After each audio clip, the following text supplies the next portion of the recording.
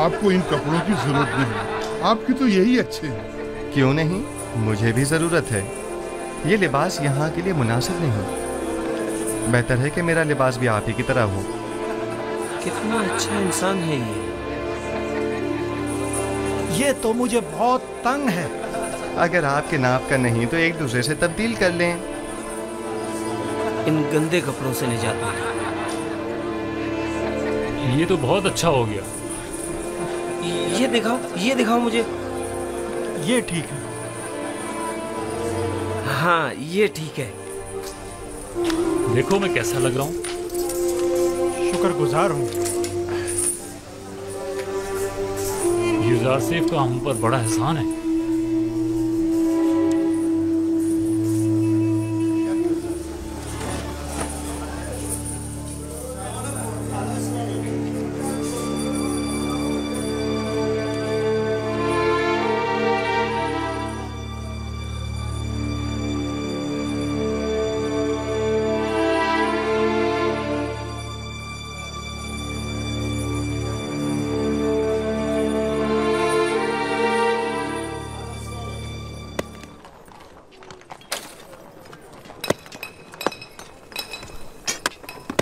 तो फिर ये सारे खुदा जंदान से हमारी निजात के लिए एकदम क्यों नहीं करते?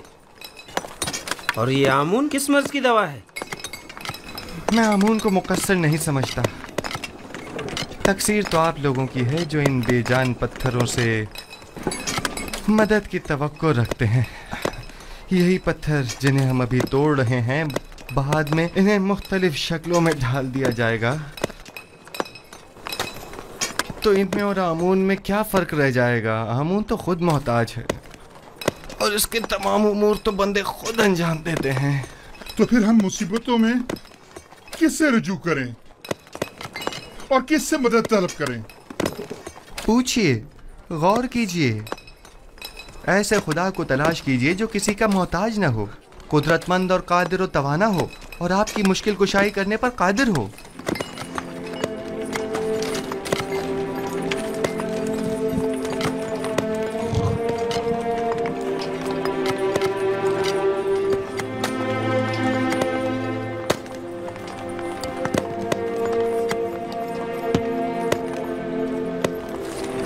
आखिर ऐसे खुदा को हम कहाँ ढूंढे? हम तो सिवाय आमून, राद और इदरीस खुदा के किसी और खुदा को नहीं पहचानते। कहीं ढूंढने की जरूरत नहीं, वो हर जगह मौजूद है। जिस खुदा की आप बात कर रहे हैं, क्या वो लोगों के मालो असबाब बजोर जबरदस्ती जब्त तो नहीं करता? कहीं आमून की तरह वो भी खूबरू खवातीन को जबरन तो नहीं उठा लेता? जिस खुदा की तुम बात कर रहे हो, उसके काहिन भी क्या काहिनाने आमून की तरह जुल्म ज्यादती तो नहीं करते? जिस खुदा की मैं बात कर रहा हूँ ऐसे कोई काम अंजाम नहीं देता, बल्कि इनकी सख्ती से मुजम्मत करता है। वो बहुत ही मेहरबान और रऊफ है।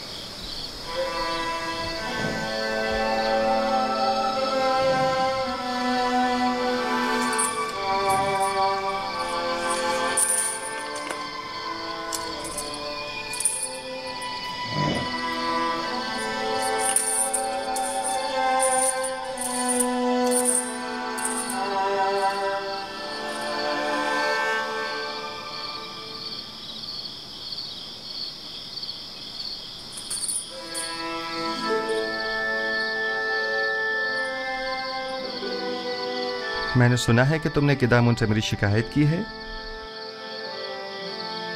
तुम्हें बर्बाद करने के लिए सब कुछ कर गुजरूंगा। मैंने अब तक तुम्हारे साथ कोई बुराई नहीं की। हमेशा यही कोशिश रही कि तुम्हें गलत हरकतों से बाज रखूं। तुम्हारे दिल में जो कीना पनप रहा है वो तुम्हारे कल्ब रूह को तारीक और सियाह कर देगा। मैं तुम्हारी दोस्ती का ख्वाहा हूं। दोस्ती? मुझसे तुम्हें सिवाय दुश्मनी के कुछ नहीं मिलेगा। दुआ करो कि ऐसा कोई मौका मेरे हाथ ना लगे। इस सब के बावजूद मैं नाउम्मीद नहीं हूं।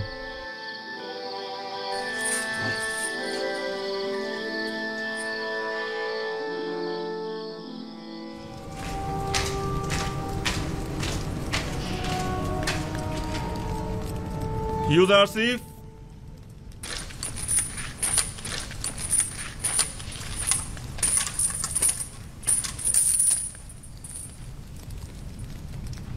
बानो जुलेखा यहाँ तशरीफ लाई हैं और मुसिर हैं कि तुम्हें जिस्मानी ईज़ा पाते देखें, और मेरी उनको उनके इरादे से बाज रखने की कोशिश बेसूद रही। आपको इख्तियार हासिल है।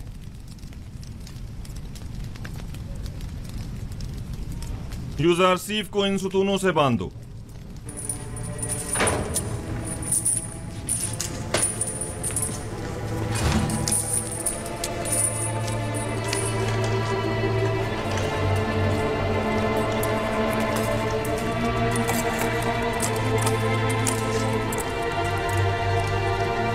ये क्या हो रहा है? इससे क्यों बांध रहे हो?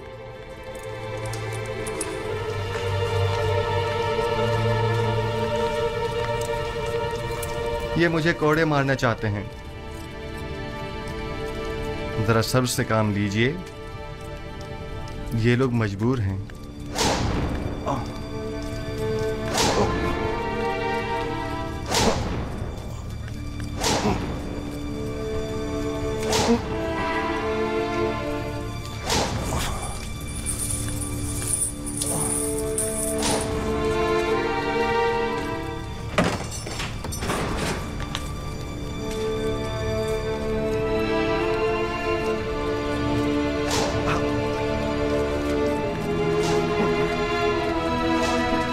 आइए।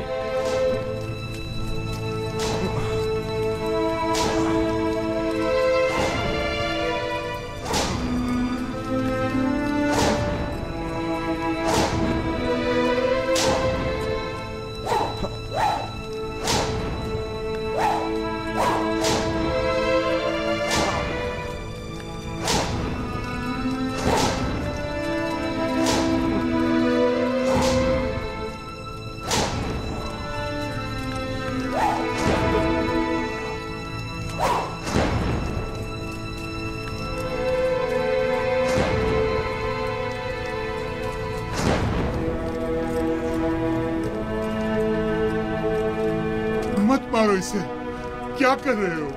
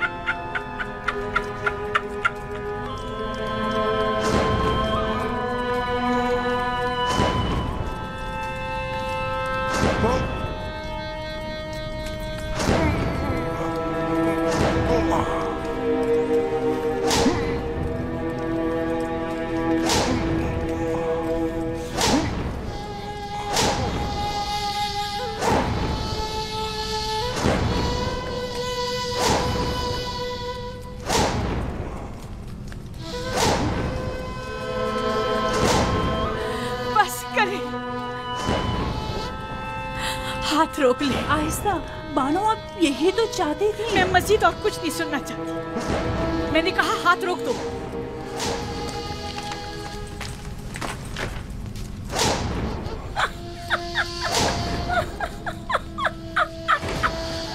बस करो, काफी है।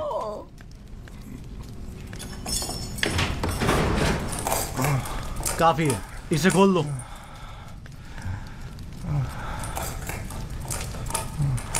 मुझे माफ़ कर दीजिए, मैं मारना नहीं चाहता था, लेकिन जुलेखा की मौजूदगी में कोई और चारा भी ना था।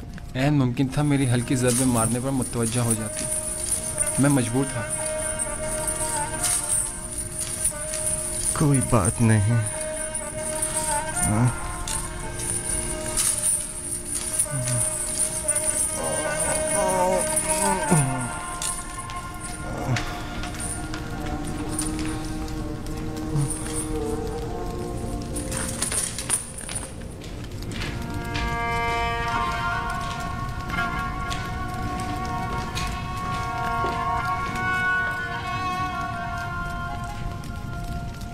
यूज़र आसिफ,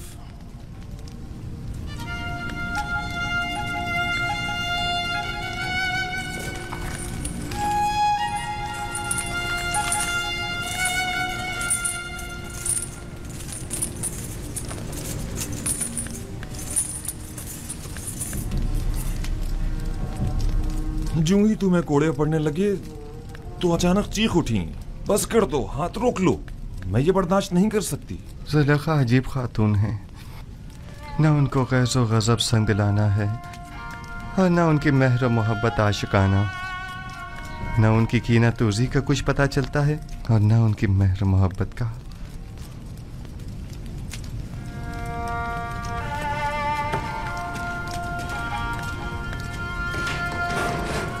तो क्या तुम्हें जुलेखा की वजह से सजा दी गई है?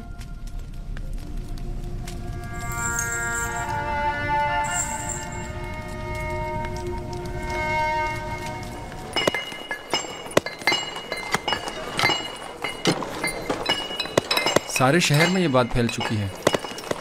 सभी जानते हैं कि जुज़ार सैफ ने जुलेखा की ख्वाहिश के आगे अपना सर नहीं झुकाया और ख़ुद को आलूदा गुनाह नहीं होने दिया। उसने ये तो बताया था कि अपने अरबाब इख्तियार की नाफरमानी के सबब सजा हुई है, लेकिन हुक्म क्या था ये नहीं बताया। अच्छा, तो उसके कैद होने की वजह ये थी।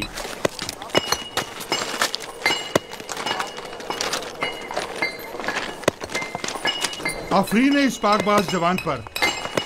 पता नहीं क्यों रोज बरोज इस जवान से मेरी उस्सियत बढ़ती ही जा रही है। मैंने तो यहाँ तक सुना है कि बहुत से खूबरू हसीनों ने उन्हें अपनी तरफ माइल करना चाहा, लेकिन उन्होंने सबको नजरअंदाज कर दिया।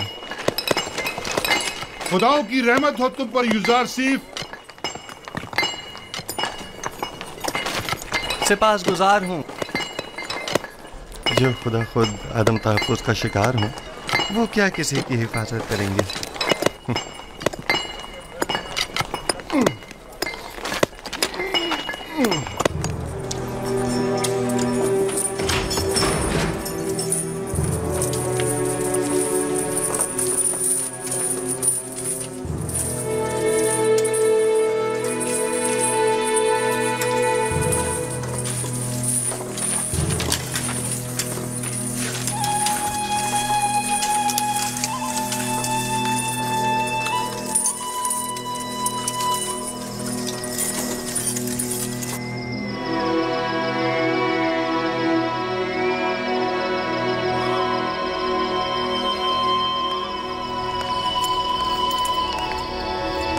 माबद की तमाम काहिन आमून के नाम पर जो चाहे मनमानियां करते फिरे और कोई उन्हें रोकने वाला नहीं। क्या खुदा है आमून को ये सब कुछ दिखाई नहीं देता?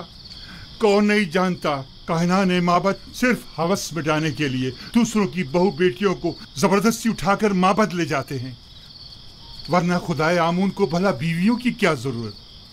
चलें छोड़ें, आप किस जुर्म में कैद हैं? अपनी बेटी को छुड़ाने के लिए मैंने आमून के हरम सरा में दाखिल होकर चंद काहिनों को मारा पीटा, जिस पर उन्होंने मुझे गिरफ्तार कर लिया और यहाँ ले आए।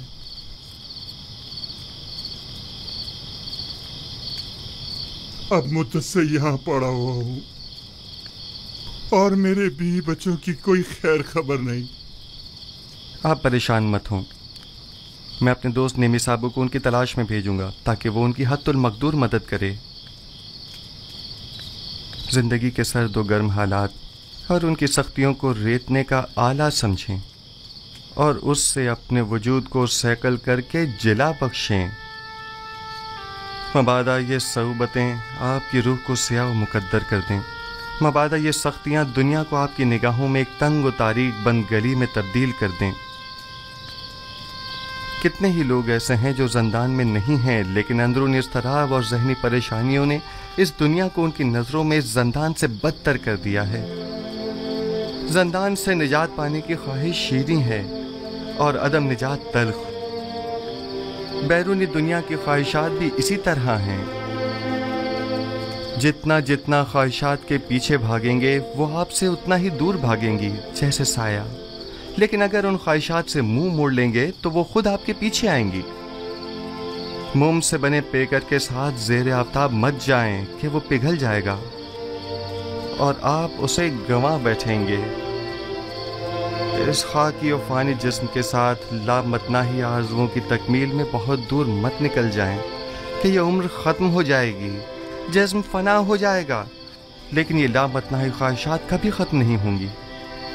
हर बहार को ज़द ख़िज़ां का सामना है। हर तख्त नशीं को बिलाखिर एक रोज़ तख्ता नशीन होना पड़ेगा। बस क्या बेहतर न होगा कि इस तंग और तारीक ज़ंदान को ही नूर और रोशनी से भरा हुआ देखें। किस खुशी में, किस आस उम्मीद पर हमें इतना खुश और खुर्रम होना चाहिए? हाँ? बेहतरीन महबूब का इंतखाब करें।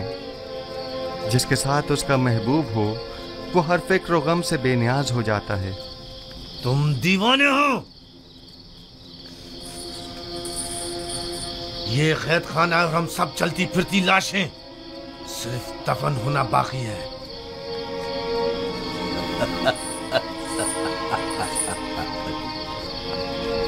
इस शहर खामोशा के बासियों को तुम महबूब और पहलुए महबूब की खुशखबरी सुना रहे हो। याद रखिए दोस्तों, हर शख्स का महबूब वो है जिसकी वो परस्तिश करता है। वो लोग जो बेजान महबूब की परस्तिश करते हैं उनके नसीब में सिवाय नाला और फरियाद और कुछ नहीं होता। और वो जो जिंदा महबूब की परस्तिश करते हैं उनके लिए गोशाए ज़ंदान हो या बाग व बयाबान कोई फर्क नहीं पड़ता। युज़ार सीफ, जिस महबूब की वजह से तुम्हारा ये इत्मीनान और सुरूर है, ऐसा कोई खुदा नहीं है। वही हाजिर और नाज़िर जिंदा महबूब जो हमेशा मेरे साथ साथ है और हर हाल में मेरा मुहाफिज और मददगार है। युज़ार सीफ इन लकड़ी और पत्थर के बेजान महबूबों की परस्तिश नहीं करता।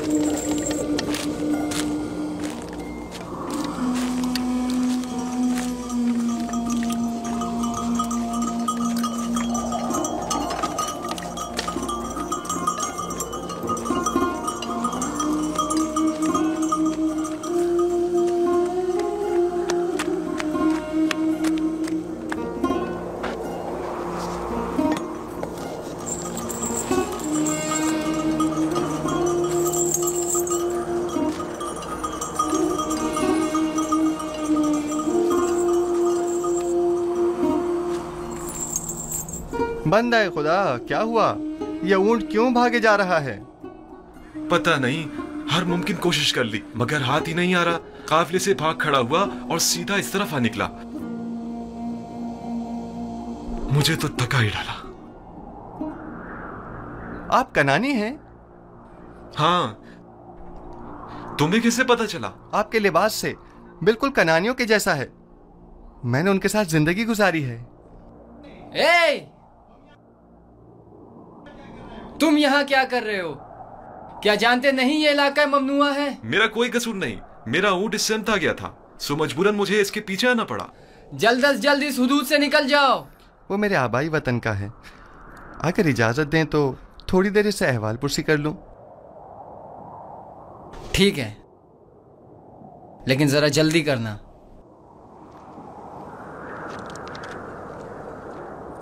आपने बताया कि कनानी है? हाँ।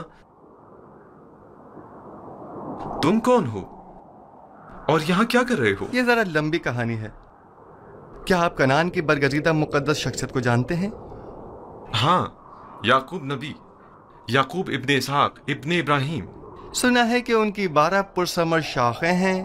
थीं, लेकिन उनकी एक शाख काट दी गई।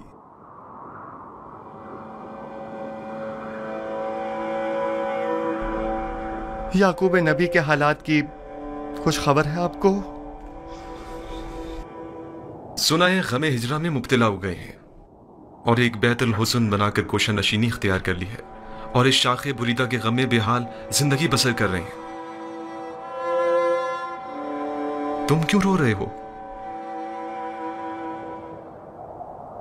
कनान में उन गम रसीदा ज़ईफ के पास अगर जाएं तो कहिएगा कि एक दिलगीर और महजूर जवान कैदी ने उनके लिए पैगाम दिया है।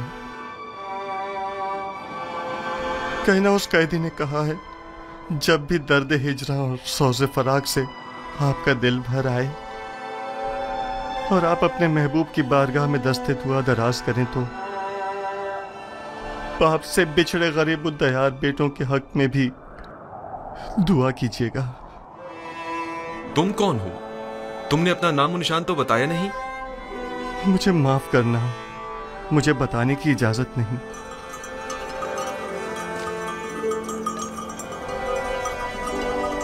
लो, ये तुम्हारा ऊंट आ गया।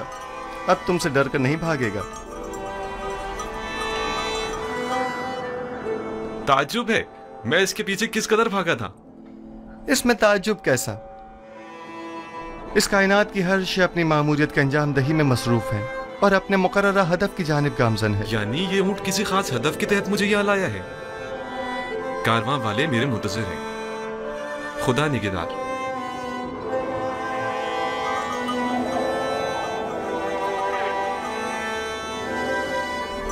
उन कनानी बुजुर्गवार से कहना अपने दिल को शाख बुरीदा की बजाय याद खुदा से मामूर करें और सब्र इख्तियार करें और दुआ करें कि उसे जल्द दोबारा पा सकें।